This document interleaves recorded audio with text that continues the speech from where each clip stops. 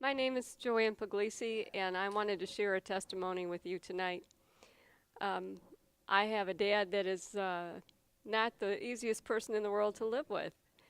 And as a child, you always walk a fine line with trying to show him respect, even if he isn't necessarily following the word.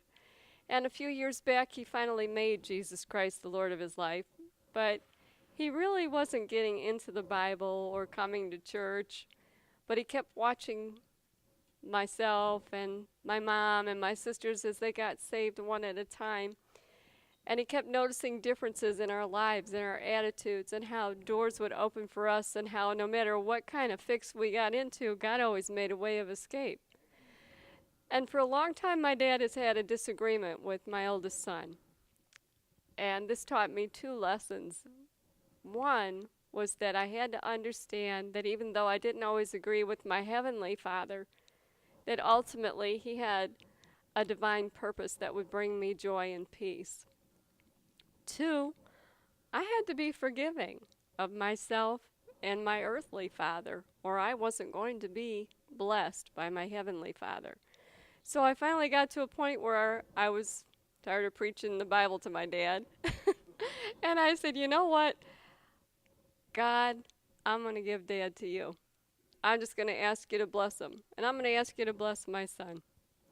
And no matter how many family events we went to, if my son wasn't there and my dad was being offensive, I was just saying, nope, I'm not going to get caught up in that. I'm just going to be respectful. I'm going to love my dad. I'm going to do the right thing. Well, I got a phone call actually today, a few minutes ago before I walked into this church because it's Christmas time. And of course, the family's all planning where are we going to meet. And I wasn't going to go to my parents' house this year simply because I didn't want to engage in this argument. But then I said, no, God, whatever you ask me to do, no matter how hard it is, I'm going to do it. I'm going to keep loving on my dad. I'm just going to be your child, and you're going to really have to help me set a good example. My dad called on the phone, and he said, you know what? I want you to invite Jonathan to Christmas Eve dinner with the family. He says, I've had a bitter pill to swallow, and I don't want to go to my grave with this. That is God. God was showing me with my earthly father forgiveness. God was showing me with my earthly father compassion. God was showing me with my earthly father that what I thought would never happen, that could only happen through a miracle, was being given to me as part of the greatest gift of all.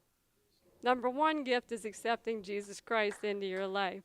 But number two is letting him love on you and create miracles in your life today, right now, while you're here on this earth. So if you have any of kind of family feuds going on, if you have differences, don't be like most of us and go years with bitterness and anger and unforgiveness. Give it to your heavenly Father and watch the miracles he'll work in your life. He did it for me, and he'll do it for you too. Hi, my name is Jermaine Farinaut, and I have a testimony that I think will be very good for all those that are watching, as well as you all here in the room with me. I'm in construction. I'm into remodeling, and I had a project that I was working on last week. And normally, this project, it was putting up a gutter, and normally this project is something that should be done with someone else, a helper. So I decided not to get the helper and to pray and call on the biggest helper of all, Jesus Christ. And there's definitely power in that name, Jesus. And I went up to get started with the project, and this is up about 20 feet high, and I had a 30-foot long gutter to put up. And again, as I said, it's something that you would normally use a human helper with. And so I again called on Jesus, had a little prayer, said, Jesus, I need you to help me on this one. Throughout the time in my construction, I've always had this connection with Jesus to help me physically. And that's what this is all about. This is a physical help. We know Jesus is in the Bible and we can call on him, but a lot of times the practical, the physical part of having that spiritual feeling that he's with us, as well as the physical presence of a couple of hands on each end of that gutter as I was going up that ladder.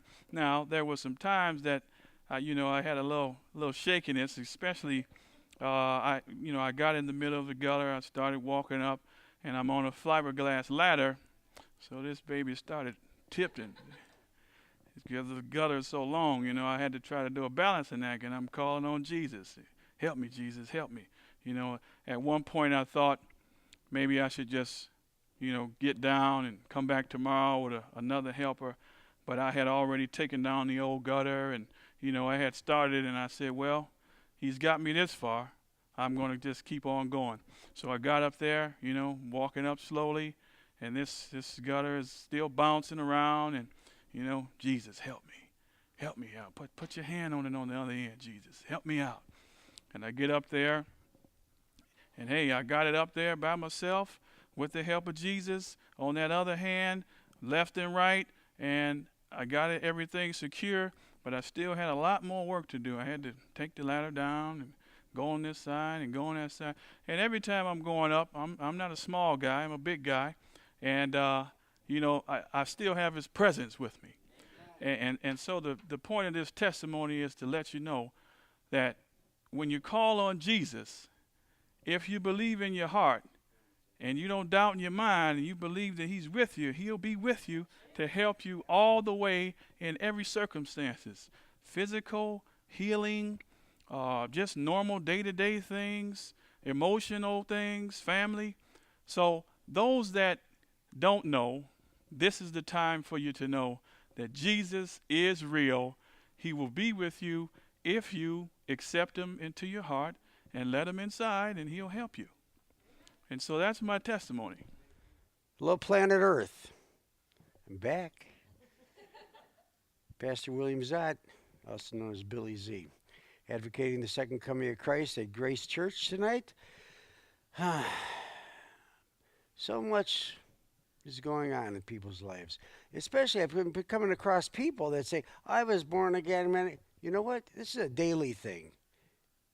You get born again daily. You wake up daily. I already said that. Get off the high horse ego trip. Humble yourself before the Lord. It's not going to work unless you do. When you turn on a station, radio, TV, or you're at some church or different churches, and people they call it the sinner's prayer, the wayward man's prayer. You're giving yourself the opportunity to reestablish your commitment. And by your sincerity, the reality happens. When you're sincere, you can walk up a ladder. And Jesus actually helps you because you asked him. He said, ask and you shall receive. If you don't ask, you're not going to receive. This isn't a magic show. Christ is reality. And there's a difference, a big difference. All you have to be is sincere. Make him Lord of your life. And you could tell when you're not sincere. It's no change. Your heart don't change. And when you're sincere, something happens. In the humility that you generate, power comes, a presence, a peace that passes understanding. And you go, wow, yes, that's the presence of God. We're getting rewrapped again. It's like what Adam lost and Eve lost. They got naked, They had the presence of God totally enfolded in them. And then in the stupidity, they try to go get some leaves. We have to get some clothing. When you got the presence of God upon you, you are a light unto this world of darkness. It's no brag, just fact.